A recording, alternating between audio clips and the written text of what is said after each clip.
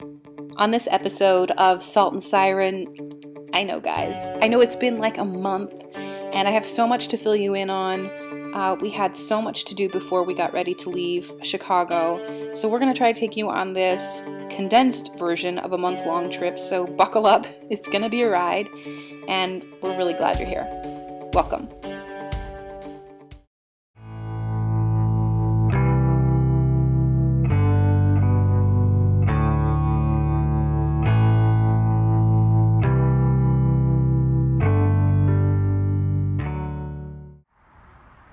So I figured I'd never really showed you the harbor we were staying at. This is 31st Street Harbor in Chicago. It is kind of a one-of-a-kind place. It's got great views. It has a green roof for sustainability purposes. It's obviously very close to Chicago with great access, great for transient slips, or if it's where you want to call home for the summer if you live near the Chicagoland area. So what ended up happening is that I ended up staying behind while Todd went back to Indy. We needed somebody to help us go over our engines and make sure they were good for our trip. So I decided that I would hang back and work with our awesome mechanic for that. And I had tons of other projects that I needed to work on anyway, including a crap ton of sewing. We did want to have some curtains in our bedroom for a little privacy, so I had to sew my tail off, basically. Alright, so we can't get all the way to the wall. This is about as far as it'll go. I don't think it's that bad though. They're split in the middle. For the record, bed skirts make great curtains when you can't find the right size curtains. And then these split in the middle and over to the side.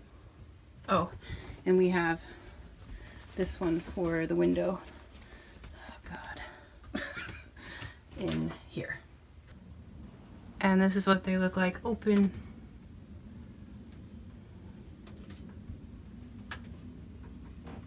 There you go. So since I needed food for the week and I didn't have a vehicle, I actually used Amazon Fresh, which we don't have in Indianapolis, but it is available in Chicago. So I ordered online, it was delivered to the Marina. It was super simple. Yeah, you might want to check it out if you're living next to a city that offers that. And this is where things got scary for me. So I had to stay behind since Todd was working and our mechanic could only come during the week to, change some belts, look at our impellers and that sort of thing. Really thankful for Von Drack Motors in Chicago. Super professional group there and so helpful. I learned so much. I feel so much more comfortable in my engine room. And I learned all kinds of tricks and tips. He was so willing to teach me along the way, which you don't really see a lot with mechanics in the marine industry. And so I feel pretty comfortable with being able to do some of this work myself now. It's like baking a cake. Yep, exactly. Okay. And then this happened. We went to West Marine. Oh, how it has a way to our hearts and wallets. We had to update our electronic system, and when Todd came up for the weekend, we went ahead and did that since we only had a depth finder and we knew that wouldn't be very helpful on the river system and for our trip. We also used that opportunity to go ahead and get a different anchor. We opted for a plow anchor. It was a little more sized better for our boat and chain. So just one more thing. Good morning. So today is our wiring day. I am playing first mate as usual because I don't know what the hell I'm looking at. Luckily, the engineer does. So I'll just show you what I'm looking at right now. You want to see? Hold on. And that is what I'm looking at.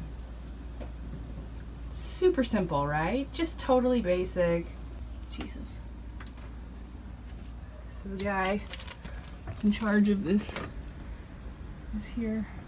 Say hi. Hi. Trying to figure out what's going on here. So we had our Lawrence depth finder. Basically was right here. I made a bracket to put our iPad here, but we're totally changing everything now. So the radio was way back here. It's now somewhere. Power and antenna. This is the antenna that's on the side of the boat. So it's all, we can reuse that. We're going to take the old power out, put our new power in. This has its own power, and there's a transceiver on the bottom of the it's glued to the bottom of the hole that comes up right here. So we may try to reuse this here. What we're going to do here is we're making a shelf to fit this void right here, so we can put all of our stuff that is closer. The radio and everything is here, and then probably put the radio here. And look at this kitty. Nope. Nope. She's learned how to climb out. I guess I'm doing it wrong here. So she's learning how to climb out of the thing. She does not care. She has no fear.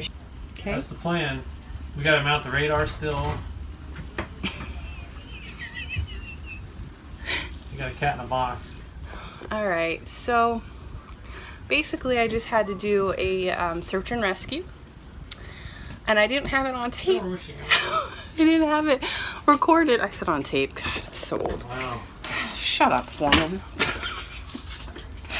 Is that beta or VHS? Ass. All right, so, I am so sorry. I look like a troll. Anyway, cat, I just rescued her from in there. I could see her down here with her little claws trying to get me. I had to pull her out of here. Hissing. Because she was having so much fun. Oh. I'm okay now. I'm calm now. Now she's in the bedroom. She's gonna stay there for a little while. Think about her issues. After a day of chasing cats and electronic wiring, we took a little break with our boat buddies. That's Susan and Missy Girl. We had a great time. It was fun to just kind of let some steam off. All right. So what happened? Maybe you should show yourself first. I'm crying. So our nice big bad Simrad, somewhere along the line when someone wired the boat inside of the helm, they wired the hot and the ground backwards, which would commonly be the grounding bar versus the hot bar, and it basically almost fried the radio. It was reverse polarity on the voltage. So I went back and troubleshot how the boat was wired, and at least at that location, it was wired backwards. So it reverse polarity the radio, and the fuse. There's an internal fuse that went out. Thank God. And then we had an extra fuse came with the Simrad kit. Yeah, I'm a little happy about that because that would have been a $500 problem. Yeah. Crisis averted, thank God. And I stayed on the boat for another week so I could work on some projects and organizing and that sort of thing. So guys, take a look at what I just found. These are like all like the original documents for the electrical systems and engine bits, and battery bits and whatnot. But I mean, seriously, what? Look at how freaking rad that is. I mean, who still has these? I mean, maybe a lot of you guys do. I don't know, but I just think it's pretty rad. Awesome. In between cleaning up the boat and getting it prepared for our trip, I got in some of my dance workouts in. Obviously, this is a great place to do it, and I had not a bad view. So, yeah, I mean, this is the beauty about living at marinas, right? You get to utilize the space around you. So as much as you think as you're living tiny, you actually have a lot at your fingertips, and that's something I just love and adore about this lifestyle. Someone else who's really enjoying the lifestyle is Pippi. Pip is really just loving the exploration aspect of being able to live in multiple places. She's a lucky cat. And yes, she's on a leash. We are leash training her because we think it'll give her a little more sense of freedom instead of being on the boat, which is going to be a tinier space. But she clearly needs work. So if you have any helpful tips or tricks on how to do this with your cat, please let us know. Guys, I'm so bad at doing like documenting projects. So today I painted this. I think we may replace all of this, but in the meantime, until we do, I just went ahead and painted it white. Alright, so we have a few things we still have to get, but this is provisioning for 10 to 12 days. It's not a lot of food, but we don't eat a ton. So we have a few more things we're going to get perishable wise that I just couldn't get on Amazon. So a little bit of that. Obviously, we have plenty of room to add into our freezer, and honestly, didn't spend that much money, probably around $200. Maybe a little less than that actually. And it was all delivered to the Marina, so that's not bad. Since I have a migraine, would you like to tell everybody what we're doing? We have the world at our fingertips, and we have a pain in the ass at our fingertips. Well, we're in the process of draining the oil through the dipstick. I'm just helping it along. It's coming down to our little container here. This has been a half-hour procedure so far. Let's see how we do. This is the state of my house right now. Y'all see this? Can't walk anywhere. Oh yeah, by the way, we're leaving in like 5 days. It's not even 5 days. So, yes. Is it 5 days? Yeah, look at this. This is ridiculous. Ooh. It's like 4 days. Shut up, Foreman.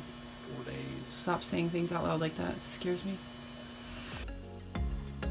After a few hours of changing oil in 2 engines, we obviously had to take it somewhere to get rid of it, so we went to Autozone, dumped out our vessels so we could potentially have to use them again while we are traveling.